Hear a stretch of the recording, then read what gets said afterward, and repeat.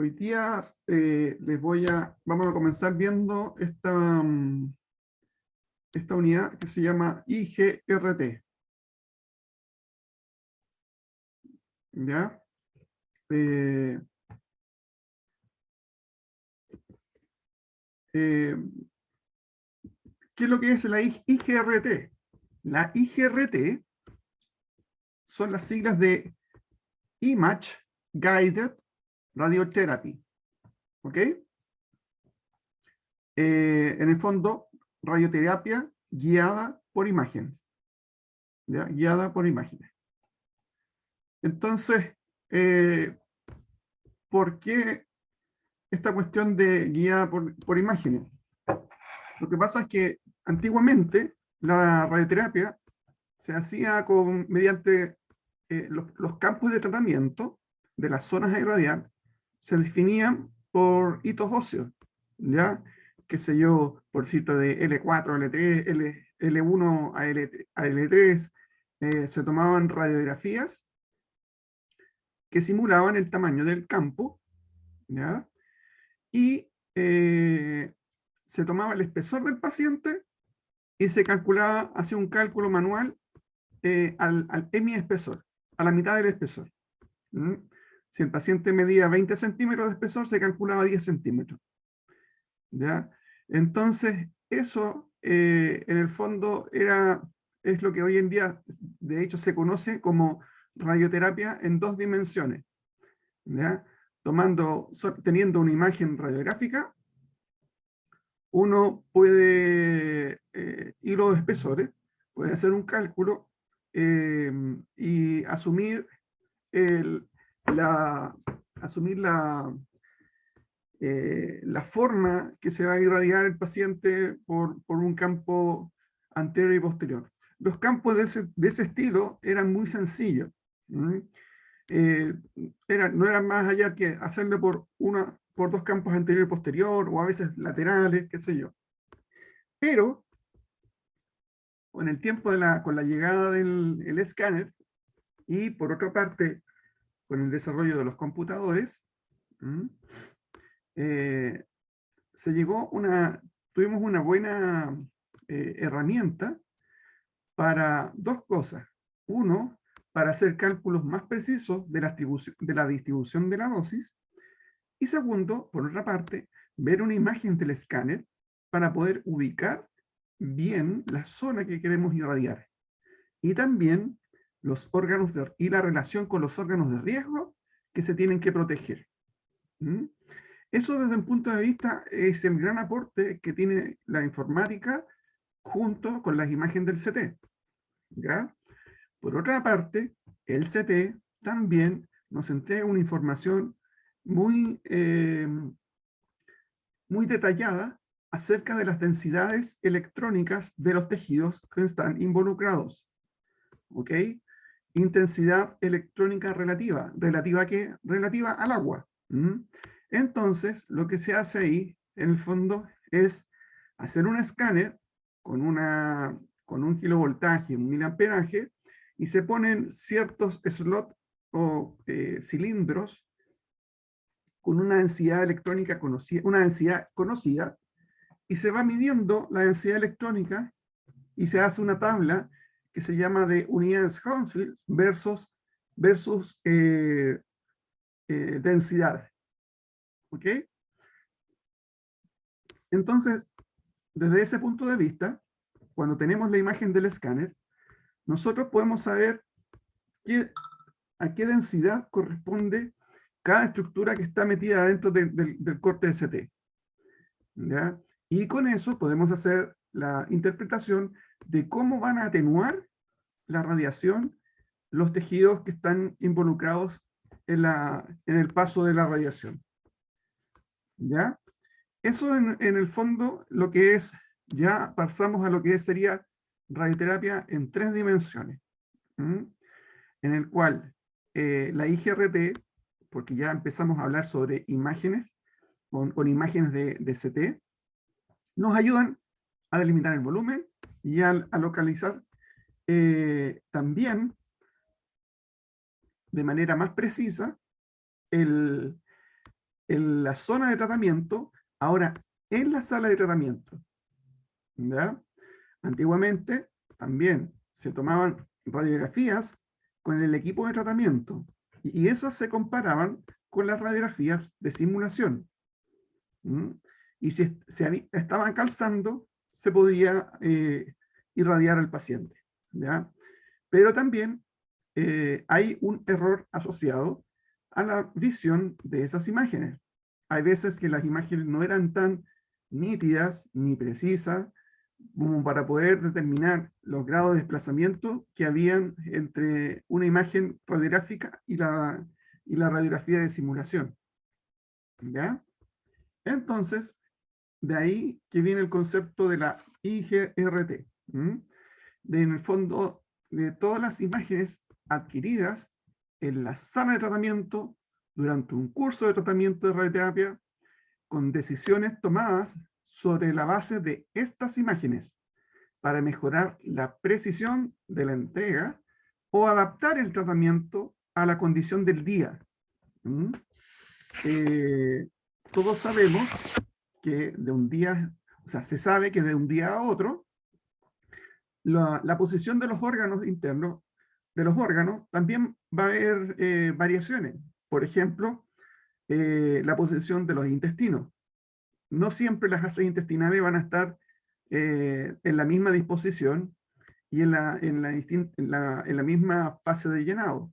Va a haber una variación de un día a otro. Entonces, eso también va a hacer que haya una variación en cuanto al desplazamiento de manera diaria de la zona que nosotros queremos irradiar, del volumen blanco. ¿Ya? Entonces, de ahí la importancia de idealmente tener imágenes en el momento que tú vas a irradiar para poder tomar una decisión de si hacer un ajuste o no hacer un ajuste, o dejarlo así, para poder irradiar de la forma más precisa posible. Ahora, ¿por qué se justifica la IGRT? Porque en el fondo todos los procesos del diseño de un tratamiento de radioterapia apuntan a reducir el volumen irradiado. Entonces, mediante la mejora de las técnicas de delimitación de los volúmenes blancos y la corrección de las variaciones de la exposición cuando uno entrega el tratamiento. ¿Ya? Entonces, miren, fíjense que ya el año 60, ¿ya? Comienzan a ver los primeros conceptos a aparecer de radioterapia de intensidad modulada. Y en el fondo, si ustedes se acuerdan, haciendo un refresh, en el fondo, cuando se irradia con radioterapia convencional, el perfil era así, cuadradito. ¿Ya? Cuando hablamos de intensidad modulada, quiere decir que nosotros lográbamos un perfil de dosis que era variable y que se adaptaba al volumen que uno quería irradiar. Estos son los perfiles de intensidad modulada. Como cuando juntamos 3, 4 de estos perfiles, podemos hacer cosas como de este estilo. ¿Ya? Ir, entre comillas, dándole más dosis a ciertas zonas del volumen irradiar y menos dosis a la zona que están alrededor. ¿Ya? Entonces, fíjense que ya el año 60 salió, pero resulta que esto no se desarrolló hasta la década del 80, del 90. ¿Por qué? Porque necesitábamos otro sistema, un sistema que nos permitiera hacer cálculos con más precisión y desarrollar la tecnología para poder hacer esta clase de técnica. ¿Ya? Entonces, miren, aparecen con esto dos cosas. ¿Ya? Fíjense que en el fondo, esto lo que ustedes ven aquí es un colimador multiláminas, ¿ya? Pero que tiene dos posiciones. O está abierto o está cerrado. Cerrado como aquí. O está abierto como acá. ¿ya? Y esto es el colimador que tiene el equipo de tomoterapia. ¿Mm? Tomoterapia helicoidal. ¿Ya? Este es el sistema. Entonces, en la medida que el paciente se va irradiando, las láminas, el paciente se va a ir moviendo en este sentido, y las láminas se van a ir cerrando para ir modulando la intensidad, ¿ya? De la radiación. Entonces tenemos eso con el... Después tenemos, miren, la técnica de radioterapia intensidad modulada con Stepan Chut también, y con sliding window, ¿ya? Entonces son estas tres técnicas que en el fondo esta es la técnica con la tomo, luego con los aceleradores normales se hacía estas otras dos,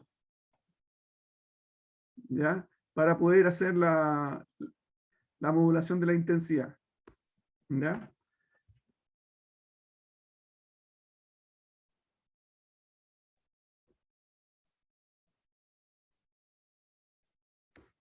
¿Ok? Entonces, veamos aquí.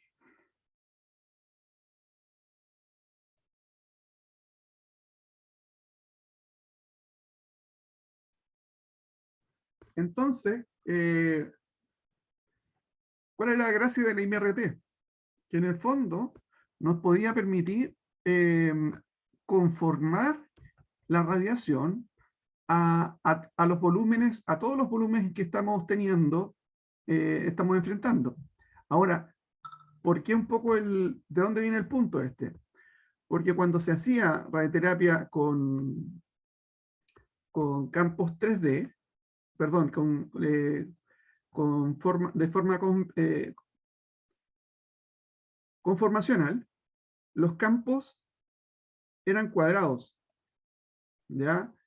Eran perfiles cuadrados. Entonces, cuando se quería hacer la conformación de esto, la isodosis formaba una cosa así. Era muy difícil poder proteger esta zona, ¿ya? Ahora,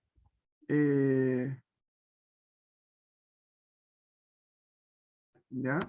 Ahora, por otra parte, con la intensidad modulada, nos permite elaborar un perfil de dosis variable que a las finales va a ser capaz de irradiar esto y darle la forma cóncava y convexa a los volúmenes que queremos irradiar. El rojo es con IMRT, con 3D, con conformacional,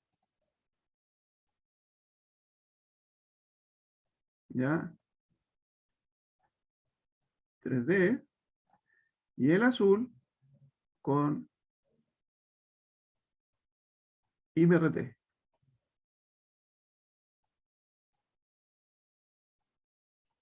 ¿Ya? Y esa es un poco una de las gracias, ¿ya? Ahora, y eso es lo que un poco buscamos. Buscamos conformar de mejor manera el volumen e irradiar y proteger los órganos de riesgo que están alrededor del volumen blanco. Ahora, después nos anduvimos entusiasmando, porque resulta que cuando vimos este cuento, este volumen a irradiar, ¿ya? Vimos que le podíamos hacer la conformación, pero vimos también con las imágenes que, por ejemplo, aquí el tumor había un foco mucho más activo que en el resto del volumen. Entonces, lo que se nos ocurrió ahí es hacer una radioterapia con IMRT, ¿ya? Bien conformado, y en la zona donde está el tumor, darle una dosis extra, una dosis más alta, que se llama boost, darle un boost a esta zona, ¿ya? O sea, a la parte de acá por ejemplo, le vamos a dar 2 gray, ¿ya? Y aquí le vamos a dar 2.2 gray.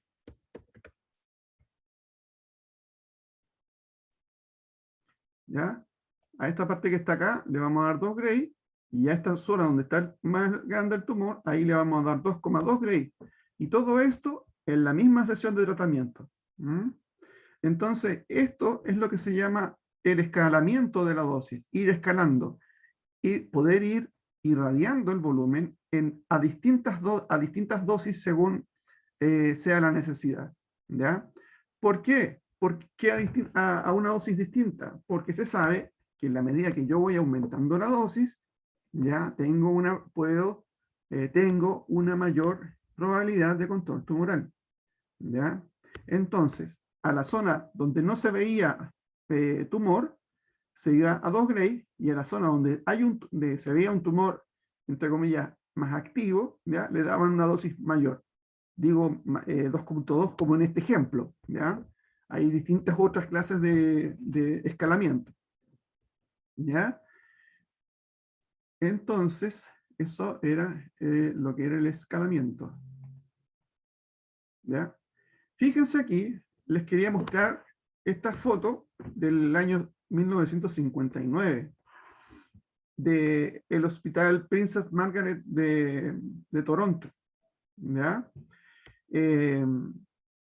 Esto, en el fondo, es un equipo de radiación, ¿m? Que también tenía un equipo de rayos X montado acá, montado acá arriba, ¿ya? Entonces, ¿qué permitía esto? Tomar una radiografía en el momento que se iba a radiar, ¿m? Y luego poder ver una imagen y decidir si es que esta estaba bien posicionada o no, ¿ya? Piensen ustedes que el año 1959 ni siquiera tenían un escáner, pero ya estaba el concepto, la inquietud de poder, en el fondo, de poder hacer una radioterapia con más precisión, ¿ya? Entonces, ¿pero qué pasó? A nivel mundial, siempre en Estados Unidos, bueno, en Estados Unidos pesa mucho lo que es el desarrollo de la industria, ¿ya? Y un poco lo que ofrece la industria son como los boom que se comienzan a desarrollar, ¿ya? En Estados Unidos, principalmente, la idea de modular la intensidad de la radiación prendió bastante. ¿M? Y casi todos cambiaron los equipos de tratamiento, equipos que hacían radioterapia tridimensional, los cambiaron a equipos que tenían multiláminas y comenzaron a hacer radioterapia con intensidad modulada, ¿ya? Pero en Japón, al otro lado del océano, ellos estaban más preocupados, más que de modular de radiación, ellos estaban más preocupados saber a dónde le estaban apuntando. Esa era su mayor preocupación, tener una puntería mucho más precisa para saber si realmente lo que se llama con el hecho de apuntarle, o le llaman balística, cómo uno apunta al tumor, le llaman balística, cómo uno hace la balística, ¿ya? La puntería, ¿ya? Entonces, el hecho de tener una buena balística también me va a permitir ir acotando los tamaños de los volúmenes. Por lo tanto, también voy a proteger más órganos de riesgo. ¿Mm? Entonces, los japoneses dijeron, pucha, ¿de qué me sirve hacer todo una modulación de la intensidad? ¿Mm? Si es que no, no tengo la certidumbre si realmente le estoy apuntando o no. ¿Mm? Entonces, ellos acuñaron el término que dijeron que en realidad La MRT no se puede hacer sin tener un sistema de guía por imágenes. ¿Ya? Esto fue el concepto porque decían, yo puedo hacer un plan precioso con la excelente conformación, con una dosis, un bus integrado, escalamiento de dosis, que se protejan los órganos de riesgo. Pero si en el día a día no estoy poniendo al paciente en la misma posición, eso no sirve para nada. ¿Mm? Es un poco el hecho. ¿Ya? Entonces, y aquí algunos ejemplos de sistemas de guías por imágenes que comenzaron a desarrollar los japoneses. ¿Mm? Acá un sistema que se llama RT System de la Universidad de Hokkaido. ¿Ya? Fíjense que aquí tienen cuatro tubos de rayos X. ¿No? O tres tubos de rayos X. ¿Ya? Sí. No, son cuatro tubos de rayos X con intensificadores de imagen puestos en el techo. ¿Ya? Y todos estaban centrados en base al isocentro. ¿Ya? La idea de este sistema era ir tomando imágenes seriales con cada cierta frecuencia para poder ir eh, corrigiendo la posición en tiempo real. ¿Ya? Eh, Otra forma de que que tuvieron, fue incorporarle al acelerador, miren, también dos tubos de rayos X, acá hay uno, no sé si lo ven bien,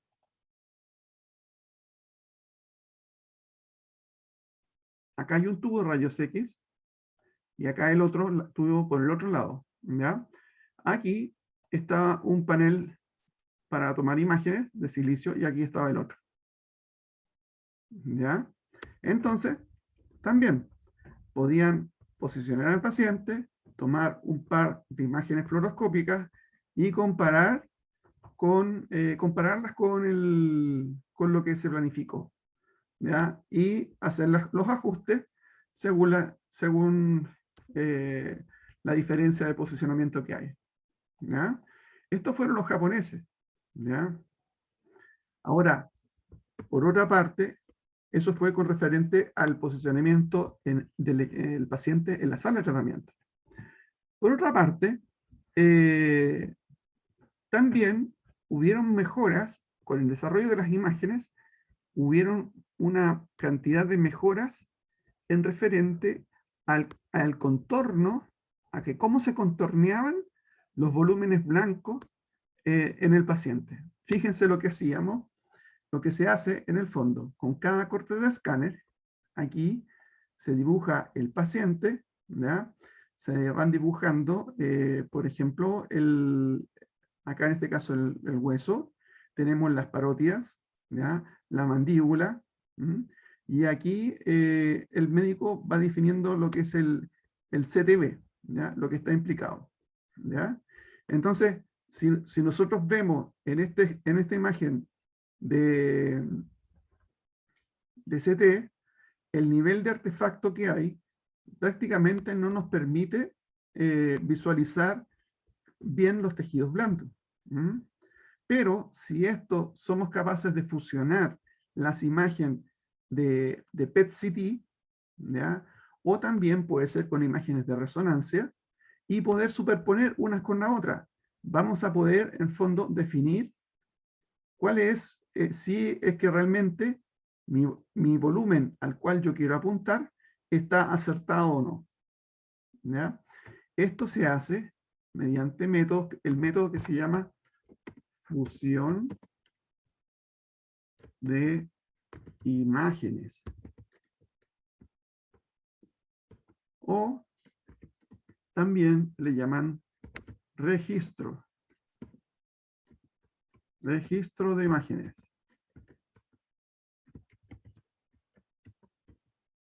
¿Ya? Esa es la forma que se hace cuando uno hace estas fusiones de imágenes. ¿Ok? Disculpe. Entonces, aquí...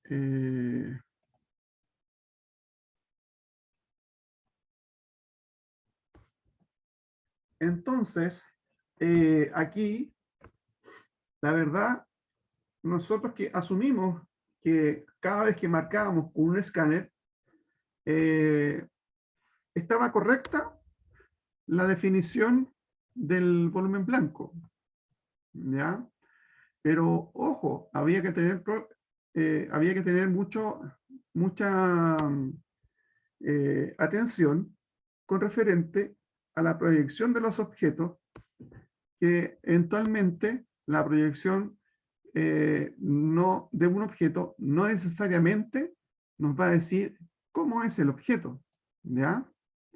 Entonces, ¿qué sucede? Que, por ejemplo, uno de los problemas que habían al momento de tener que dibujar el volumen blanco, los órganos de riesgo, ¿ya? Era definir que cada observador fuera capaz de definir dentro de unos parámetros el volumen a irradiar, ¿ya? Si ustedes se fijan, aquí en este caso está como bastante sencillo. Acá ya la cosa se complica un poquito. Y fíjense acá, la cantidad de... aquí hubieron varios observadores que dibujaron y dibujaron cualquier cosa. Entonces, para eso nos servimos del sistema de imagen. Aquí les pidieron a varios radioterapeutas que dibujaran el tumor con una imagen de CT, ¿ya? Entonces, vean ustedes la variación de forma según el criterio del médico. Pero cuando a esto le sumamos una imagen de un PET-CT, ¿ya? Todos, la gran mayoría, en el fondo contorneó en base a esta posición del PET-CT. ¿Ya? Por otra parte, ¿qué nos pasaba? Pasaba que con los escáneres de primera generación, segunda generación, que eran de tipo secuenciales. ¿Qué son los escáneres de tipo secuenciales? Que en el fondo hacían un corte, se movía la mesa, seguía el segundo corte, se volvía a mover la mesa, y así. Entonces, al final, este escáner era bastante lento en su adquisición. Entonces, por ende, al tener esa lentitud, fíjense el nivel de artefacto por movimiento que producía, ¿ya?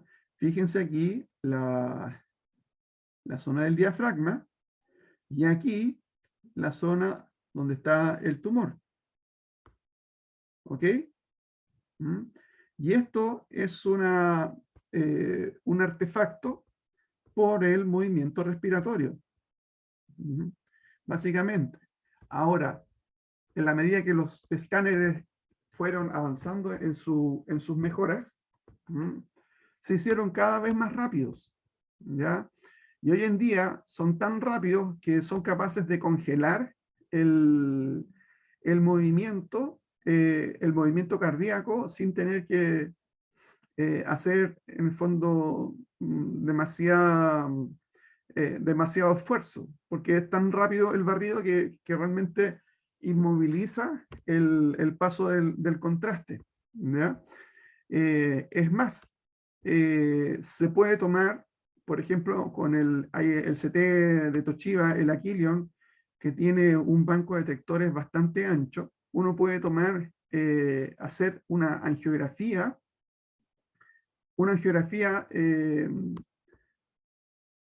con el CT sin tener que mover al paciente. Inyectas el medio contraste y vas haciendo giros continuos. Y vas a poder ver una secuencia de cómo realmente el flujo del medio contraste está llenando los vasos, ¿ya? Y con eso se pudieron reducir muchos los artefactos de movimiento, ¿ya? Pero también para ciertas cosas, para lo que era la definición del volumen blanco, nos sirven este TAC 4D. Pero cuando nosotros queríamos evaluar cuánto se movía este volumen por la respiración, así a nivel superior, inferior, esta imagen también nos sirve. A pesar de que era fea, ¿ya? Nos daba, nos entrega la información de cuánto esto se podía mover durante por lo menos unos 4 o 5 ciclos respiratorios. ¿Se fijan? Esto que tiene un tamaño como definido, ¿ya? A las finales, por el movimiento respiratorio, termina siendo una cosa mucho más grande. ¿Ok?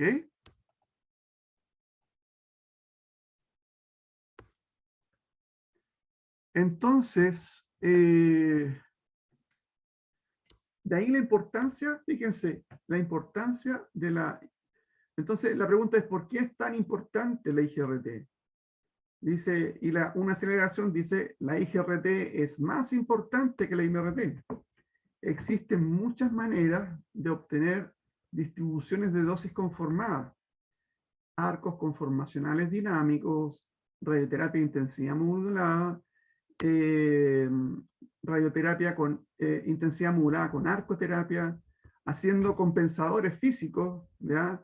Haciendo intensidad modulada con protones, ¿ya? Pero estos son inútiles sin una adecuada localización del volumen blanco y el manejo de los movimientos fisiológicos, ¿ya? Los márgenes del PTB para el volumen blanco y el PRB para el órgano de riesgo tienen que reflejar la precisión de la localización del blanco, que puede obtenerse de forma real en la práctica. Fíjense ustedes en este ejemplo. Miren, tenemos una naranja, ¿ok? Y que la pelamos, ¿ya? Sacamos su cáscara. Supongamos que la naranja tiene un radio de 1 centímetro. Si nosotros sacamos el volumen por 1 centímetro, decimos ya, mira, el volumen, si esto mide 1 centímetro, su volumen por 4 tercios pi r cubo me va a dar 4.2 cc. ¿Ya? Si le sacamos la cáscara, que incluye sacarle 0,3 centímetros, el volumen que vamos a obtener va a ser de 1.4 cc. ¿Ya? Fíjense, de 4,2 cc bajamos a 1.4 cc. Hay una disminución de un 30%. ¿Ya? Esto, una disminución de un 30%, y no es menor. Si nosotros podemos reducir un par de milímetros, ya es bastante, eso va a ser sumado como un volumen significativo a la zona que vamos a irradiar. ¿Ya? De ahí la importancia de que realmente podamos ir acotando la dosis de radiación. ¿Ya? Ahora miren, estas son las tecnologías de radioterapia guiada por imágenes. Estos son las imágenes portales. ¿Ya? Una imagen portal no es nada más que una radiografía que se toma con un panel de silicio que está montado debajo de la mesa, ¿ya? Y se toma con el mismo haz de radiación. ¿Ya? Con el mismo haz de radiación te permite tomar estas imágenes portales. ¿Qué sucede? Como el haz de radiación tiene en su energía más baja son 6 MB, igual pasaba que la definición de esas imágenes tampoco era de las mejores, ¿ya? También tenía un cierto grado de inexactitud, ¿ya? Por eso, muchos siguieron investigando con los kilovoltajes. Entonces, tenían aquí tuvo rayos X, acá está el paciente, aquí está el paciente, ¿ya? Y aquí un panel acá y otro panel acá. Entonces se tomaban dos proyecciones oblicuas y estas se comparaban con unas proyecciones oblicuas que se recreaban en el planificador de tratamiento, ¿ya?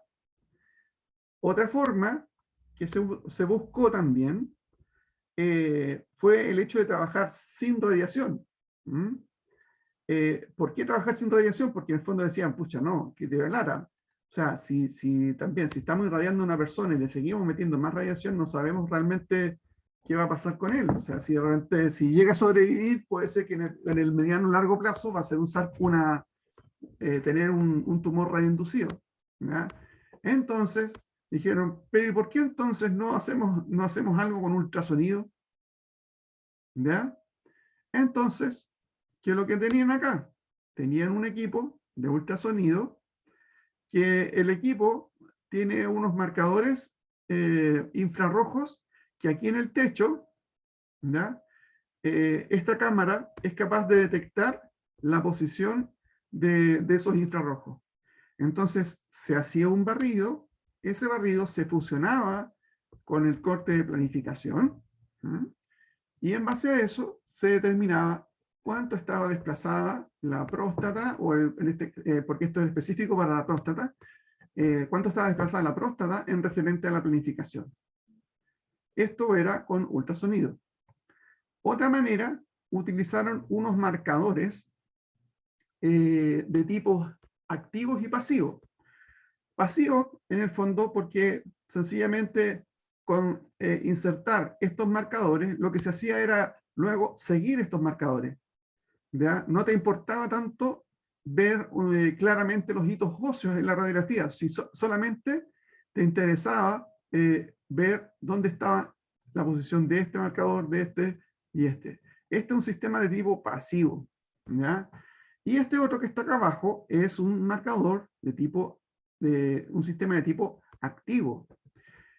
¿En qué consistía este sistema? Este tiene, unos magnetos adentro de esta cápsula, ¿ya?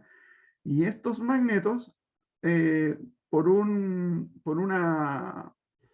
magneto externo, se podía saber dónde se encontraba este marcador y poder determinar la posición de si es que había que hacer alguna corrección o no.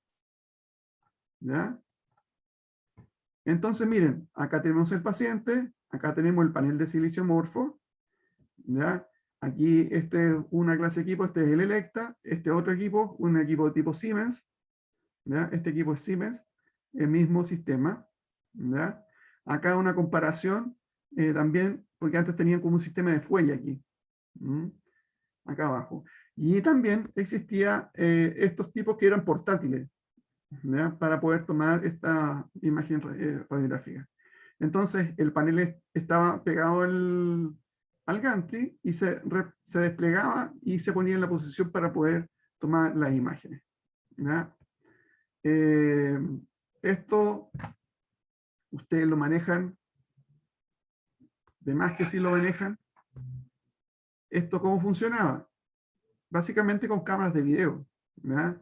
Aquí teníamos el panel, lo que utilizaban este sistema, con una placa de cobre, ¿ya? Debajo estaba el sistema de fósforo, se producía la imagen, ¿ya? Y esto, hay una cámara de video que era capaz de adquirir la imagen proyectada a través de este espejo, ¿ya? Luego aparecieron los sistemas los paneles de silicio, ¿ya? Lo que también nos mejoró bastante lo que era la definición, ¿ya? Ahora, esto le llamaban los sistemas EPID. ¿Qué significan los sistemas EPID? Electronic Portal Image Device. Unidad de imágenes portales electrónicas, ¿ya? Esto eran las radiografías que se tomaban con el equipo de tratamiento, ¿ya? ¿Cuáles eran los pros que tenía este sistema? Que en el fondo, bueno, primero fue el primer inicio de hacer correcciones en el fondo online y offline. ¿A qué se refiere con online? O sea, uno toma la radiografía, ¿ya? Y si tú ves que hay un desplazamiento que no está bien centrado el paciente, tú haces las correcciones en el momento, ¿ya? Y luego tratas al paciente, ¿ok? El otro sistema, el sistema de corrección offline, te dice, mira, primero vamos a sacar una tendencia de los errores de posicionamiento, ¿ya? Entonces, el primer día le toman una radiografía y al paciente ven cuánto están desplazados desde la posición, entre comillas, correcta a la posición de ese día, ¿ya? Si es menos de 5 milímetros, ellos tratan al paciente, pero anotan la desviación, cuánto se desplazó, ¿ya? Y eso por lo menos 3 días, y luego, al cuarto día, lo que hacían era sacar un promedio de los errores que había, ¿ya? Y luego eso se aplicaba al tipo de posicionamiento que se iba a hacer. Por ejemplo, si había que corregir, según las instrucciones del planificador, 1 centímetro, ¿ya? Y por los errores que se obtuvieron de la toma de placas radiográficas, decían que había unas variaciones de 0,3 en promedio. Lo que hacía era corregir 1 centímetro más los 0,3 de la desviación que estábamos teniendo, ¿ya? Entonces, a eso se le llama un sistema de corrección offline, ¿ya? Que en el fondo tú sacas una tendencia, aplicas la tendencia y luego controlas una vez por semana, ¿ya? Si ves que en el control se sale del error, se sale del parámetro permitido, por ejemplo de los 5 milímetros, nuevamente vuelves a tomar la tendencia, ¿ya? Haces la corrección, tomas nuevamente la tendencia y sacas nuevamente el error, ¿ya? Eso es lo que es offline, ¿ya? Ahora, con el EPID se crean las imágenes con los haces de tratamiento. ¿Se acuerdan cuando les mostraban los Beam Eye View? O las DRRs, las radiografías de reconstrucción digital. Estas se generaban a través de la planificación en el planificador de tratamiento, ¿ya? Y también se podían verificar los campos, la posición de las multiláminas, las dosis. ¿Cuáles eran los contras del sistema de imágenes portales? Que la información era en 2 dimensiones. Por lo tanto, como es en 2 dimensiones, siempre requerías tomar dos vistas, una ortogonales, ¿ya? Para poder hacer una buena corrección.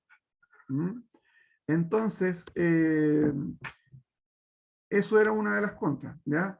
Ahora, igual no es sencillo tomar imágenes portales mientras estás irradiando, ¿ya? Entonces también era otra de las cosas que querían hacer, pero lo encontraban que con el portal no se podía hacer. ¿Y cuánto duraban las cámaras para poder obtener las imágenes y los paneles? Si uno tomaba la vida útil de los paneles, no era muy larga, entonces había que estar cambiando los paneles con cada cierta frecuencia. ¿Ya? Entonces, se acuerda que les mostraba el sistema basado en kilovoltaje. Este se usaba, mire, un sistema de tracking tumoral en tiempo real para hacer radioterapia de tipo gatillada. ¿Qué es gatillado? ¿Alguien me puede decir qué es lo que es un gatillado?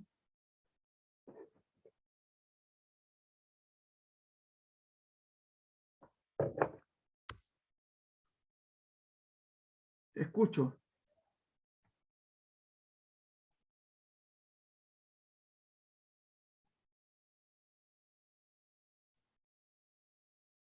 Basti. Se fueron todos. Profe, ¿Qué es un gatillado? eh, es que, profe, yo me acuerdo que lo vi, pero no me acuerdo, no se lo sé explicar así como Dale. físicamente, pero es, cuando se trata de coordinar los movimientos del corazón. Ya, sí. Eso es claro, tienes toda la razón. Sí, eso es un tipo gatillado. Ignacio, Francesca, Natalia, Diego.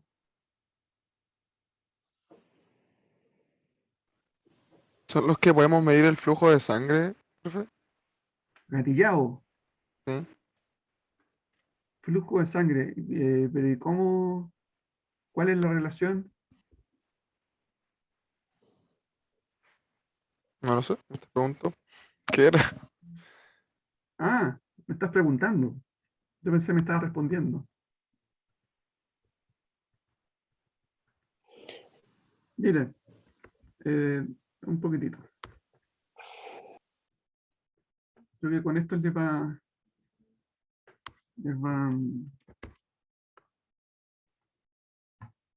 a quedar como más claro.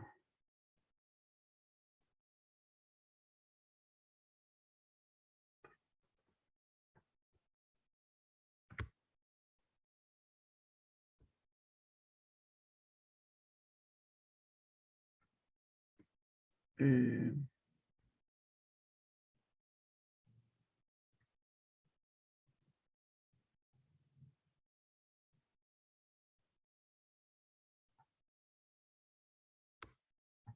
miren,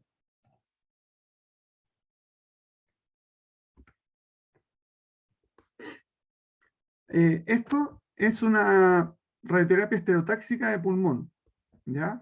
Si ustedes se fijan, lo que queremos irradiar es este tumor que está aquí. ¿Ya? Pero como el paciente está respirando, nosotros aquí, en este caso, tomamos imágenes en distintas fases del ciclo respiratorio y podemos ver cuál es el rango de movimiento que está teniendo. ¿Ya? A las finales, ¿qué es lo que terminamos irradiando? Terminamos irradiando toda esta zona. ¿Ya? ¿Por qué? Porque estamos apostando que el tumor se va a mover en este rango de movimiento, en este sector. ¿Ya?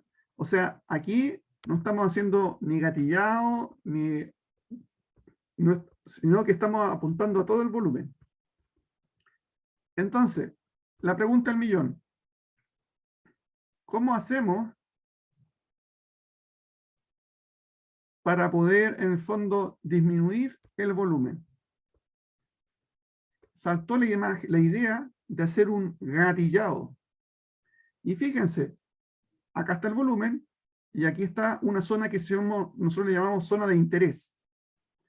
Entonces, cada vez que el tumor entra en la zona de interés, el haz se va a disparar. Esto es hacerlo gatillar. ¿Ya?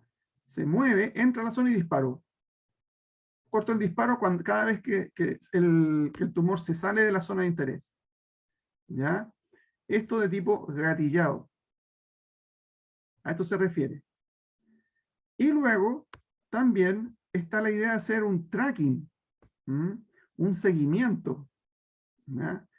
Con el mismo haz de radiación, lo que hace que en el fondo este haz se va moviendo junto con el ciclo respiratorio. Entonces, el mismo equipo se va moviendo junto con el ciclo respiratorio para poder en todo el rato ir apuntando en el tumor. ¿Ya? Un poco, ¿cuál es el problema de esto? El problema de esto es que hacer un tipo gatillado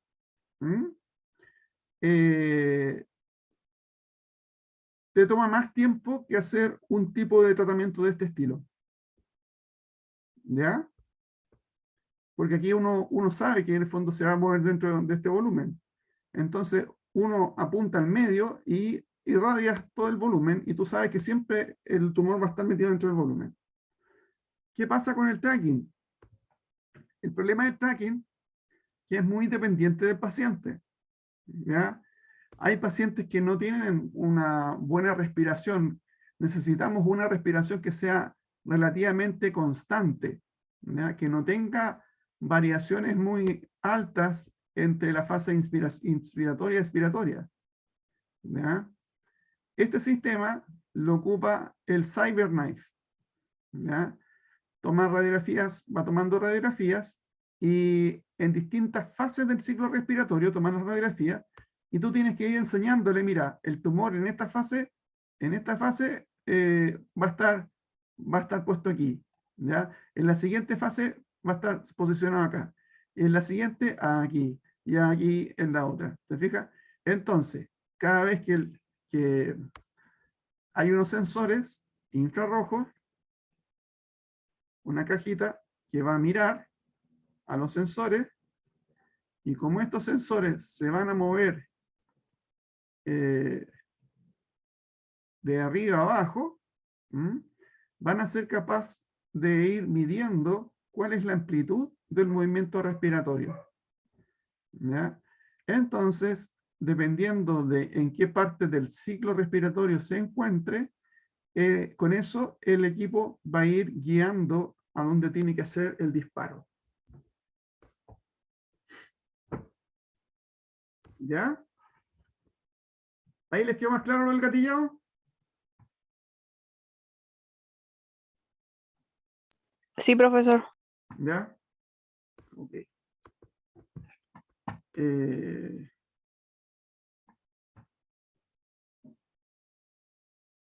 ¿Dónde estamos? Entonces, aquí, este sistema, como tenía varios equipos de radiación, entonces podía tomar 3 imágenes y podía ir mirando de manera muy rápida cualquier variación. Y fíjense, la posición el sensado de la marca se veía cada 0.03 segundos. Y tenía una resolución temporal de 30 cuadros por segundo. Y lo que nos permitía hacer una puntería con un error de 1,5 milímetros. ¿Ya? Muy bajito el error. ¿Ya? Ese sistema era una muy buena aproximación. ¿Ya? Pero, ¿qué es lo que necesitaba? Necesitaba la inserción que a los pacientes tenían que insertarles en la zona del tumor, o sea, donde querían apuntarle, unos marcadores, unos fiduciales, ¿ya? Para poder ver el movimiento. Y hay veces que la inserción no era posible. ¿Ya? Entonces, cuando se combinaba con IMRT, también pasaba que la dosis en la piel podía aumentar ostensiblemente debido a la fluoroscopía. ¿Ya? Ustedes se acuerdan que la radiación X de baja energía se deposita más en la superficie, en la piel, en vez de la profundidad. Entonces, eso eventualmente podían hacer unas epidelitis. ¿Ya? Fíjense, este es el sistema CyberKnife, ¿ya? Y este es un sistema que se llama Novalis, es un acelerador lineal que tiene los sensores de infrarrojos, y aquí están los tubos de rayos X que van montados en el suelo. Y acá arriba están los sistemas de flat panel, ¿ya? Este equipo está diseñado para hacer radioterapia estereotáxica, ¿ya? Tanto craneal como extracraneal, ¿ya? Y este es el sistema que yo recién les comentaba acerca del tracking, que lo podía hacer de manera continua. ¿Mm?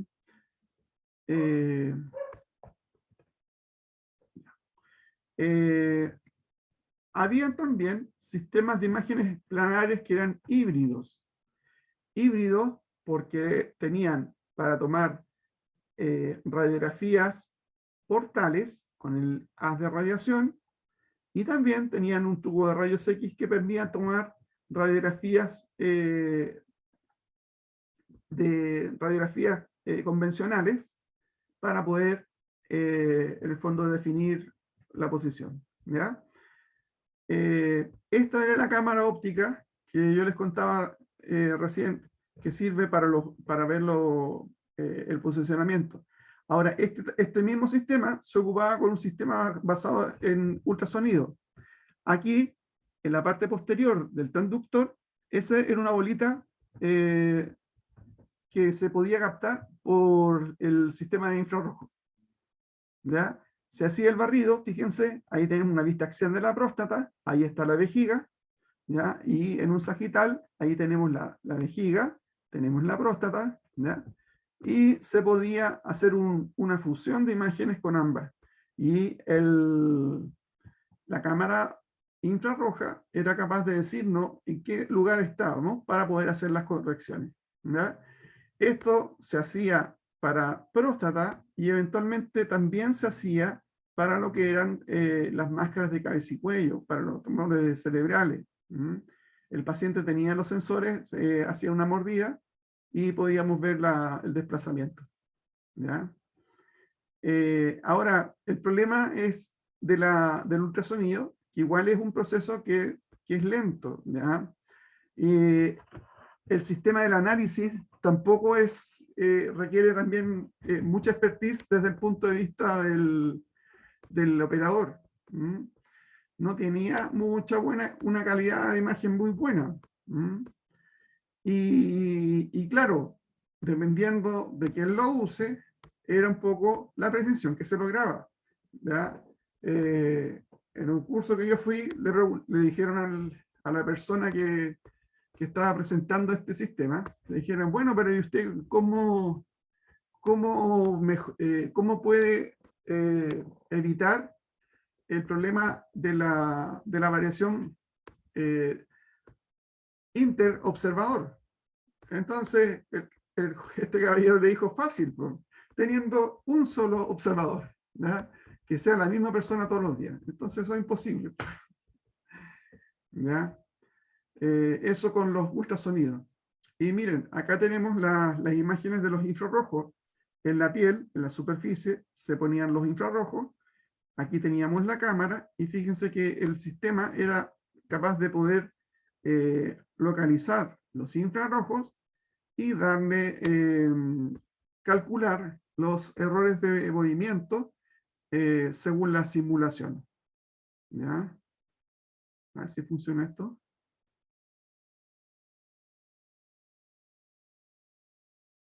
Ya, miren, aquí están los infrarrojos. Aquí está la ventana. Ahí están los infrarrojos vistos desde el lado.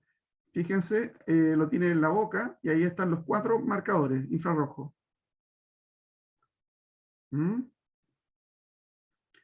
Entonces, primero se aplicaban los filtros infrarrojos por las cámaras. O sea, ¿ya? El infrarrojo no ve nada.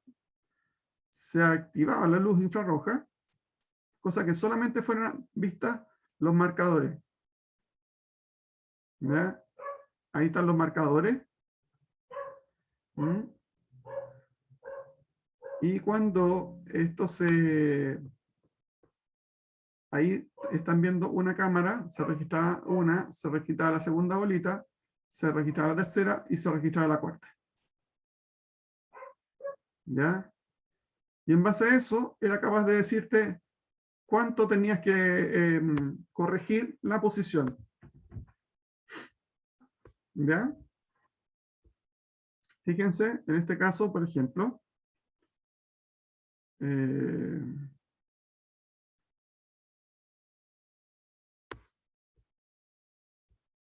rojo van a ver las marcas de referencia y en blanco la posición. Entonces se comienza a mover el paciente hasta que calzan las bolitas. Entonces cuando estamos en esa posición, cuando ahí se calce, estupendo, se puede tratar. ¿Ya? También se podían tomar las imágenes estereoscópicas y también tomar radiografías, ¿ya? Y tratando de buscar los fiduciales. Aquí, en azul y en rojo, están viendo los fiduciales que están mirando. Entonces, también se podía ir viendo el ciclo respiratorio a través de las cámaras, ¿ya? Y poder ver también la posición de estos fiduciales en cada parte del ciclo respiratorio, ¿ya? Y poder o hacer un gatillado o eventualmente hasta hacer un sistema de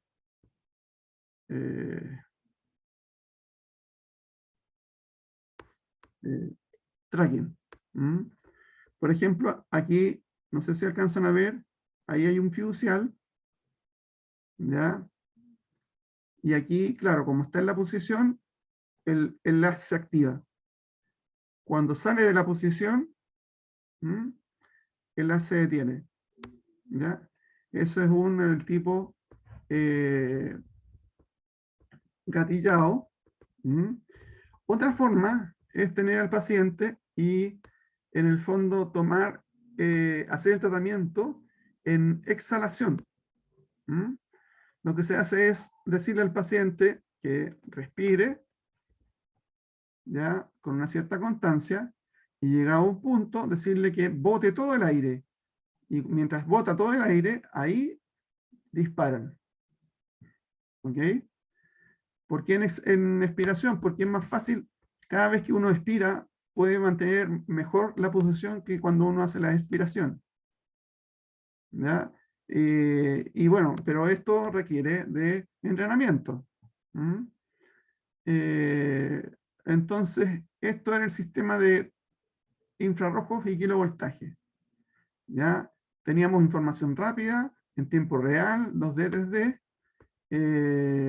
permitían hacer gatillado y el tracking, ¿ya?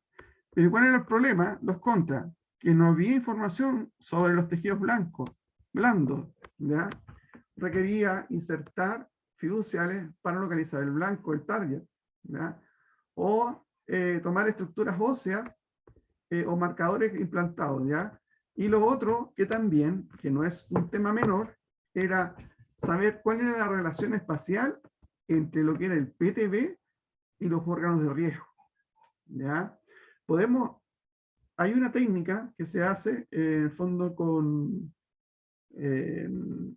se hace con radioterapia estereotáxica, ¿ya? De próstata, ¿ya?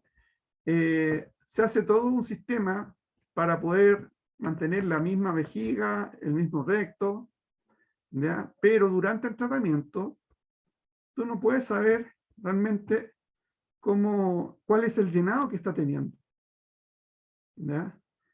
Y miren, este otro sistema también viene entretenido. Miren,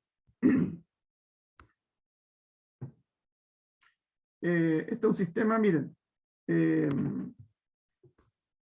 infrarrojos también, para posicionar al paciente.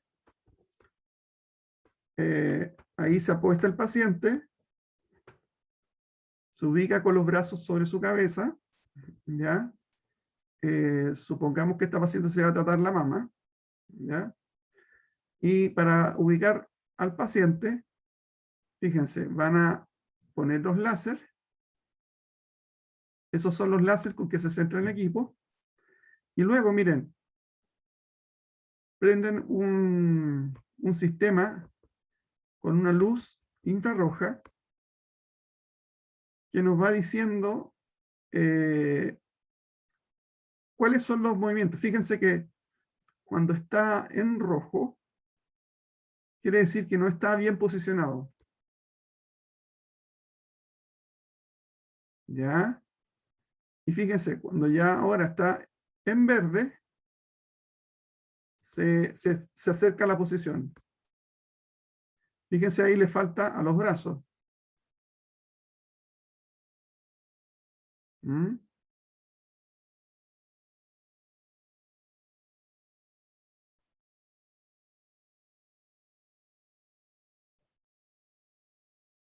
Cada vez que hace un movimiento, el sistema lo va censando. ¿Mm?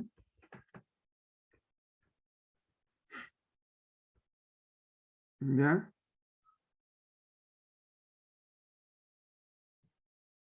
Entonces, bastante, entre comillas, exquisito el posicionamiento. Miren, hasta las mejillas le dicen, mira, sabes que tiene que levantar el mentón.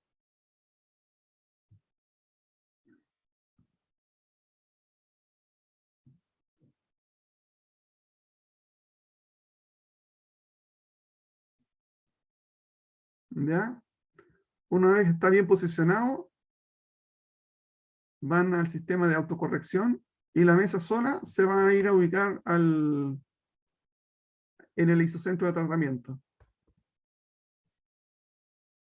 ¿Mm? ¿Ya? Ahí, miren, les va a mostrar el modo de tratamiento. ¿Ya? Está bien posicionado, está todo listo. Y se pone en modo de tratamiento. Ahí le avisan que no puede moverse, que ella va a salir para hacer el tratamiento. Se ubica el gantry en la posición, ¿ya? Y fíjense, ahí tienen a la paciente, y ahí al costado, fíjense, sigue censando la posición del paciente. Cada vez que está en rojo, aparece en mancha roja porque no está, no está en posición, ¿ya? Entonces, fíjense, ahí la paciente está tosiendo. Se fija que en el fondo también les va mostrando en tiempo real cuál es el movimiento que está teniendo. ¿Ya? Suponiendo que hay una emergencia, que la paciente se acomodó. ¿Mm? Ahí va a salir, va a reportar el error, que hubo un desplazamiento y que el equipo se tiene que detener. Entonces hay que entrar y decirle, ¿sabe, señora? No se mueva, por favor. No se acomode porque tiene que entrar nuevamente a ubicarla. Señora Lesa. ¿Ya? Ahora miren, el paciente ahora se relaja, miren. Porque eso es bien habitual. Que en la primera vez que vienen a la simulación, como vienen tensos, se ponen en una posición, ¿verdad? Y cuando van en equipo, se relajan y cambia el posicionamiento. ¿Ya? Entonces, cuando sucede eso, hay que hacer correcciones. ¿Ya? Entonces, tiene toda una ventaja este sistema, porque también permite ir haciendo tracking. ¿Ya? Ir midiendo, fíjense, la frecuencia respiratoria, gating, gatillado, y eventualmente se podría hasta ir gatillando el disparo, ¿ya? Sin tener que hacer demasiada preparación. Paramos acá.